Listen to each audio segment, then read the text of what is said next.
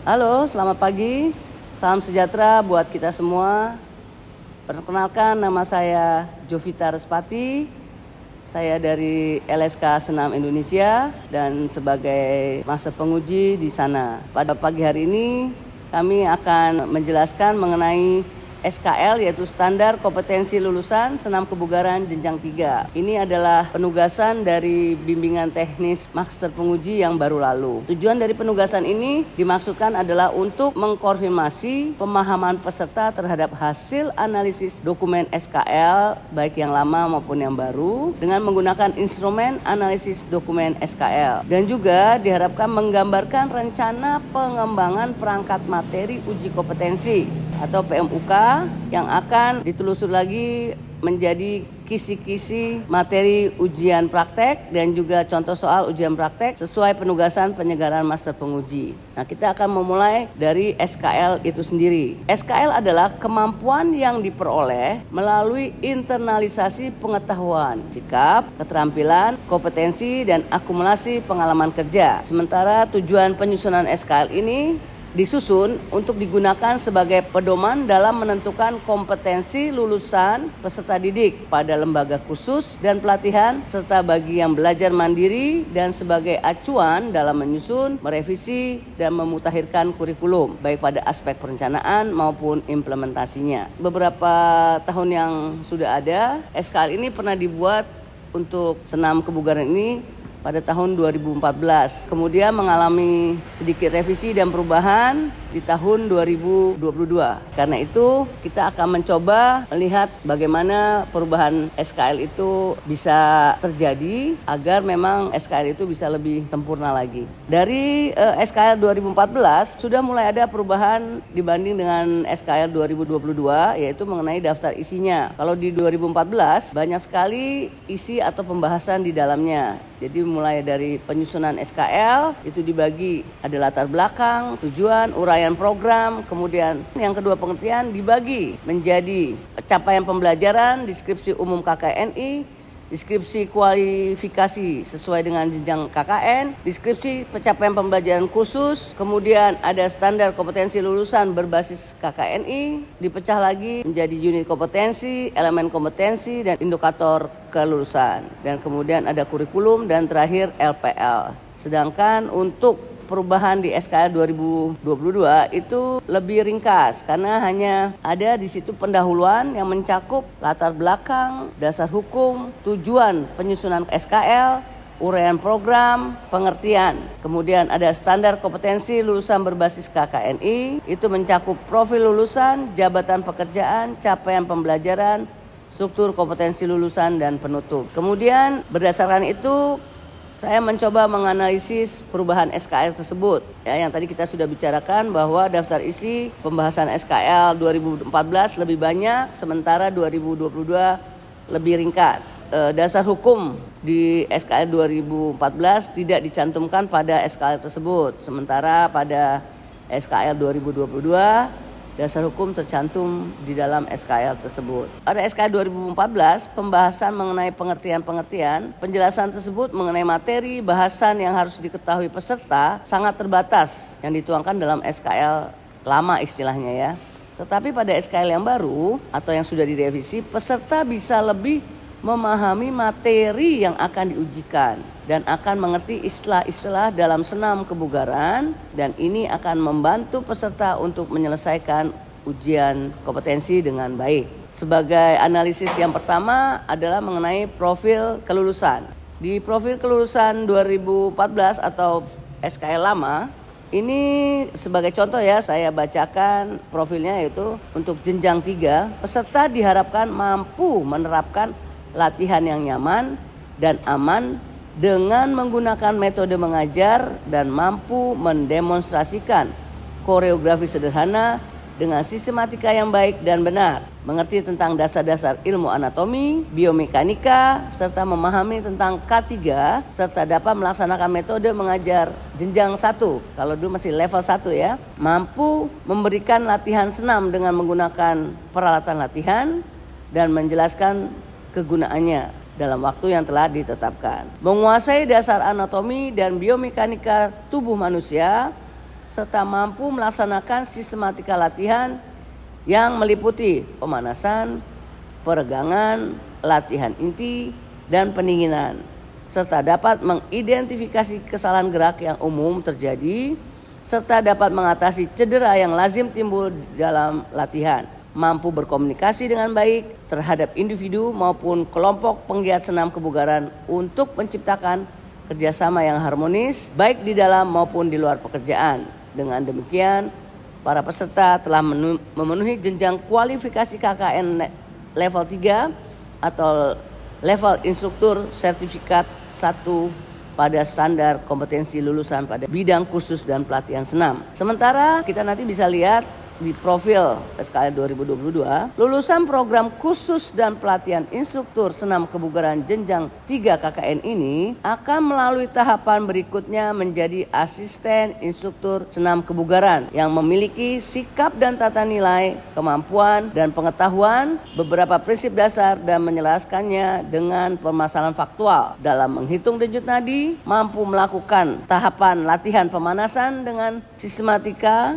yang baik, mampu menggunakan metode mengajar sederhana meliputi pemanasan, inti, dan pendinginan, mampu memberikan instruksi secara verbal dan nonverbal, mampu mendemonstrasikan teknik langkah dasar jenjang 3. Kalau yang baru istilahnya bukan level lagi tetapi jenjang, ya. Kemudian mampu menggunakan peralatan latihan untuk penguatan otot, mampu menjelaskan cara penanganan pertolongan pertama pada kecelakaan, mampu melakukan SCBI, mengerti tentang dasar-dasar ilmu anatomi, mengetahui komponen-komponen kebugaran jasmani dan bentuk latihannya dengan alat maupun tanpa alat, mampu berkomunikasi dengan baik terhadap individu maupun kelompok penggiat senam kebugaran untuk menciptakan kerjasama yang harmonis baik di dalam maupun di luar pekerjaan. Dengan demikian peserta telah memenuhi jenjang kualifikasi KKN jenjang 3 atau jenjang asisten instruktur pada standar kompetensi lulusan pada bidang khusus dan pelatihan senam. Kalau kita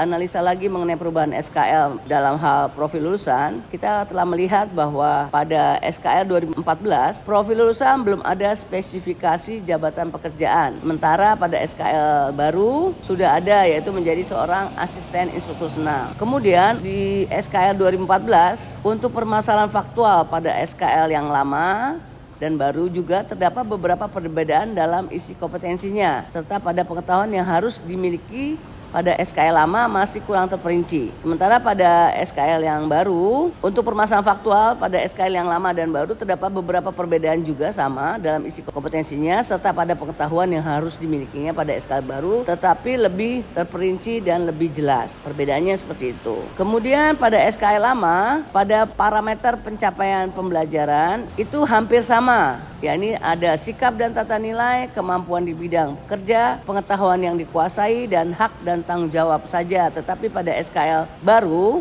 itu ditambahkan pada bidang kewirausahaan. Kemudian pada SKL lama dan baru sama-sama terdapat sedikit perbedaan pada isi kompetensi, yaitu unit kompetensinya, elemen kompetensinya, dan juga indikator kelulusan pada kemampuan di bidang kerja, dan ada beberapa ketidakselarasan antara unit kompetensi, elemen kompetensi, dan indikator kelulusan. Jadi pada SKL 2014 ada ketidaksesuaian antara unit kompetensi, elemen kompetensi, dan indikator kelulusan. Sementara pada SKL yang baru ada beberapa pengurangan ataupun penambahan juga perbaikan pada unit kompetensi, elemen kompetensi maupun indikator kelulusan yang ketiganya dirasa akan menjadi lebih selaras. Kemudian di sini akan ada temuan kunci hasil analisis, yaitu ada banyak revisi di beberapa tempat pada SKL yang lama karena memang perlu diperbaharui, ditambah ataupun dikurangi khususnya pada capaian pembelajaran, dan pada struktur kompetensi lulusan di bidang kerjanya yaitu unit kompetensi, elemen kompetensi, dan indikator kelulusan perlu diperbaiki agar bisa lebih selaras lagi, dan akan kita lihat pada lampiran slide berikut ini. Sebagai contoh ya, misalnya pada SKL 2014 yang lama, unit kompetensinya adalah melaksanakan metode mengajar keterampilan dengan mendemonstrasikan koreografi sederhana dan sistematika yang baik dan benar. Lalu di situ elemen kompetensinya dirinci menjadi 4, A, B, C, dan D, yang Yang A-nya membuat sistematika latihan dasar, pemanasan, inti, dan pendinginan. Sementara di indikator kelulusannya adalah sistematika gerak dasar yang tepat dalam latihan. Nanti saya akan bacakan untuk yang baru, pasti akan terlihat perbedaannya ya. Kemudian melaksanakan teknik instruksi dan presentasi yang baik, benar, dan lancar pada waktu melatih senam salam, doa, pengarahan, dan aba-aba. Sebagai indikatornya adalah tahapan instruksi yang benar saat latihan. Nah, ya elemen kompetensi ini tidak ada pada SKL yang baru, berarti dihilangkan. Kemudian elemen kompetensi berikutnya adalah melaksanakan gerakan latihan secara bertahap mulai dari gerakan kepala sampai dengan kaki. Indikatornya adalah tahapan melaksanakan gerakan dengan benar. Di SKL yang baru ini ada. Dan yang terakhir membuat struktur latihan yang sesuai dengan musik, jenis ketukan dan tempo. Sementara indikatornya adalah latihan berjalan dengan lancar. Sementara pada SKL yang baru itu ditiadakan juga karena sudah langsung bisa dilakukan pada saat melakukan sistematika latihan dasar di pemanasan, inti maupun pendinginan. Jadi kita lihat ada 2 elemen kompetensi yang diringkas pada SKL yang baru, tetapi maksud dan tujuannya hampir sama ya. Kalau misalnya ini ya SKL yang baru, unit kompetensinya dalam melaksanakan metode mengajar dengan mendemonstrasikan koreografi sederhana dan sistematika yang baik dan benar. Sama dengan yang lama,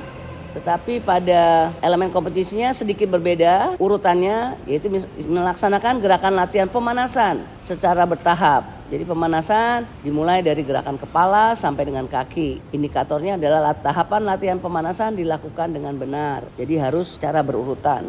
Kemudian di elemen kompetensi berikutnya membuat sistematika latihan dasar pemanasan, inti, pendinginan. Indikatornya sistematika gerak dasar dalam latihan dilakukan dengan tepat sesuai dengan ketukan musik. Setelah pemanasan tadi diharapkan peserta juga melakukan sistematika untuk inti dan pendinginan. Mendemonstrasikan gerakan berarti memang sudah harus menggunakan musik dan peserta harus melakukannya sesuai dengan ketukan musik. Kemudian kalau untuk bidang pengetahuan yang dikuasai, ini ada benar-benar terlihat perbedaan terutama pada indikator kelulusannya. Unit kompetensinya adalah menguasai secara faktual dasar-dasar ilmu anatomi dan biomekanika tubuh manusia. Dibagi menjadi 2 elemen kompetensi, yaitu mengidentifikasi anatomi atau struktur tubuh. Yang kedua adalah menerapkan dasar-dasar biomekanik ilmu gerak. Dan sementara indikatornya hanya menjelaskan anatomi dan ilmu gerak. Sementara pada SKL yang baru, unit kompetensinya adalah menguasai pengetahuan faktual tentang ilmu anatomi dan biomekanik tubuh manusia sehingga mampu menyelesaikan berbagai kesalahan gerak yang lazim. Itu juga dibagi 2 elemen kompetensinya, yaitu mengetahui otot-otot besar pada anggota tubuh manusia. Indikatornya adalah ketepatan dalam mengidentifikasi nama-nama otot pada tubuh manusia. Jadi seorang instruktur diharapkan mengetahui otot-otot besar yang akan dilatihnya. Kemudian elemen kompetensi yang kedua adalah mengetahui macam-macam gerak otot pada manusia.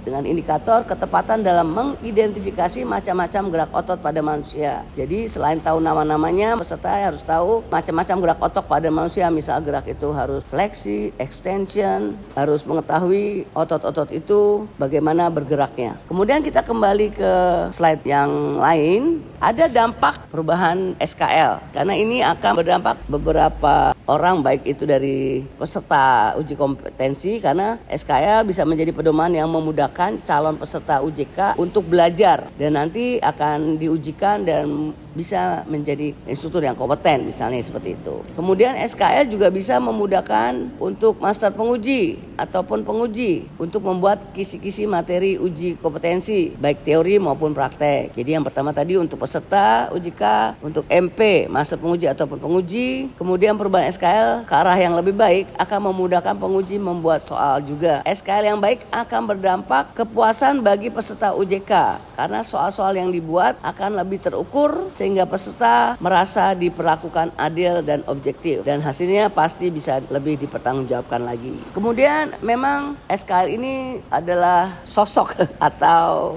sesuatu yang belum terkenal ya, belum populer. Para peserta uji kompetensi rata-rata juga mungkin hanya belajar pada LKP-LKP-nya namun tidak pernah memegang itu apa buku SKL itu. Karena itu perlu ada gagasan untuk penerapan SKL yang baru ini agar peserta uji itu bisa melakukan uji kompetensi dengan percaya diri gitu karena sudah belajar pada SKL tersebut. Maka perlu ada sosialisasi SKL ke LKP senam yang ada baik di provinsi, di kabupaten, di kota ya supaya orang tahu apa sih itu SKL itu. Dan karena SKL itu bentuknya juga agak besar ya, buku yang cukup besar, maka mungkin perlu juga diluncurkan SKL dalam buku kecil yang menarik. Apalagi untuk Gen Z sekarang, mereka memang butuh sesuatu yang berbeda gitu. Pesan saya, jangan lupa selalu membuka dan membaca SKL jika mau berhasil dalam uji kompetensi. Karena